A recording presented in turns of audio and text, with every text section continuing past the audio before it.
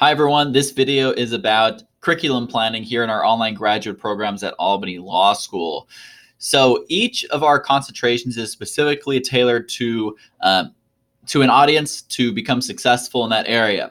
However, we know that that people have unique needs and have unique desires to learn sometimes different pieces of information that might be outside of the concentration. So this is how our curriculum works inside of our, whether you're in the certificate program, in the master's program, or in the LM program.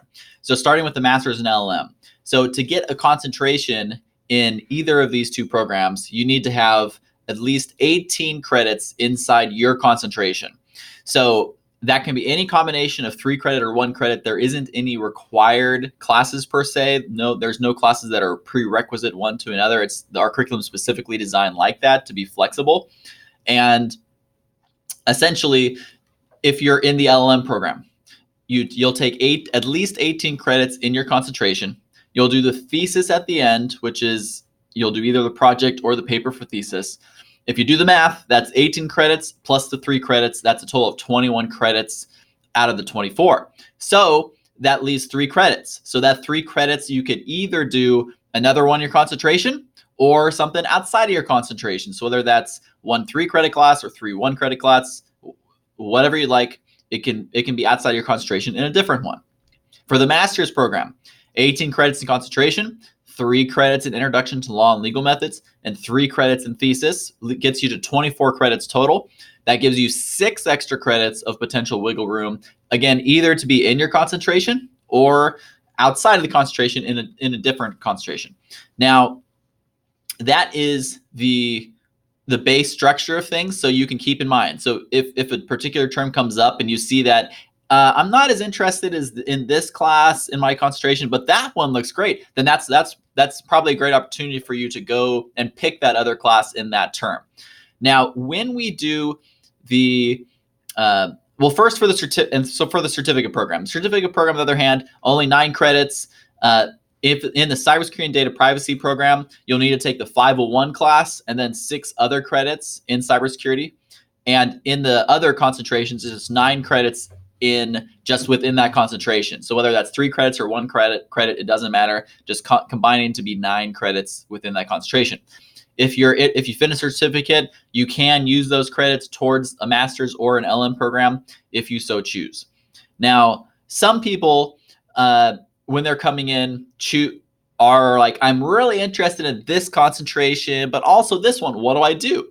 Well, you have 3 options. So option number 1 is to fit it within the framework of what I just described, as far as, well, just pick a concentration and just with those elective ones, pick and choose your favorite ones from a different concentration. So that's option number 1. Option number 2 is you actually aren't required to graduate with a concentration at all. So you could hypothetically do half and half in one concentration or another, and do the thesis or the introduction to law and legal methods if you're a master's, and then just kind of pick and choose as you go along. So that's fine too, but you won't graduate with a concentration. Or the third option is a double concentration. So that would take you beyond the 24 or the 30 credits in the program. But if you work with us, we can make that schedule as efficient as possible so you can fit both concentrations in while taking the fewest classes possible and picking all the classes that suit your needs. So if you, for example, possibly you'd still have to do 18 credits in concentration, but we can find certain courses that would be able to cross over type thing.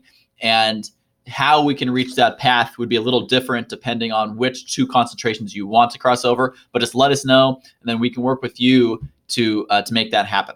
So that's kind of how the degree works as far as which classes. Now for the actual registration. So for each term, we register for an entire semester at once. So as you know, each semester is broken down into 2 online sessions. So in the fall, for example, there's fall online session 1, and then there's fall online session 2. Each is 7 weeks, but each is comprised inside the fall semester. Same with the spring, same with the summer.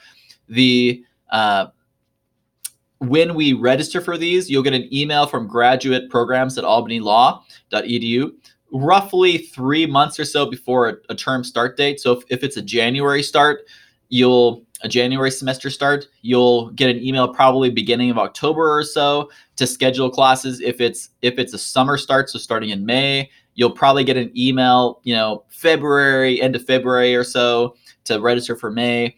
If the program starts in the fall, then you'll probably get an email, say end of May, early June, to start that registration process. So for registering, you'll always go through graduate programs at albanylaw.edu and communicate with us through that, and then we'll register you for the classes.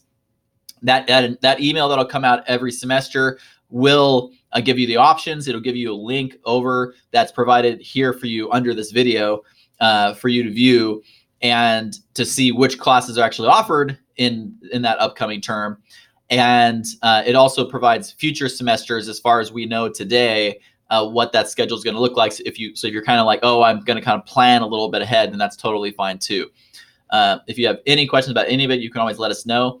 In that email, we'll always suggest a default. Now, that default is there for no other purpose other than just simplicity for you, and you're not bound to that. You can tailor that however you want. You can the default will always be in the email will always be a 3-credit class and a 1-credit class inside your concentration for each online session. So thus 4 credits online session 1, 4 credits online session 2. That's what it'll always be for the default. And so a lot of times students will want to back off that a bit if they're really busy during a certain 7-week session, maybe only do a 1 credit or a 3 credit instead of both. That's fine. Some students are like, actually, I'm totally free this one. It's going to get crazier later. Let's pack it in and choose to do more. Maybe do 7 in an online session. Any which way, just let us know and we'll work with you and find the perfect schedule for you each session. Now, if you chose the default, if you did the default all the way through the program, in the LM program, that default would get you to graduation in 1 year. The default would get you to graduate for the master's in just a little over a year. So that's kind of the default schedule for the term. So keep that in mind as you kind of adjust. So if you pack it on more, then you might graduate faster than that. If you go back it off, then you'll graduate a little slower than that. You just have to finish the master's in LM within 3 years.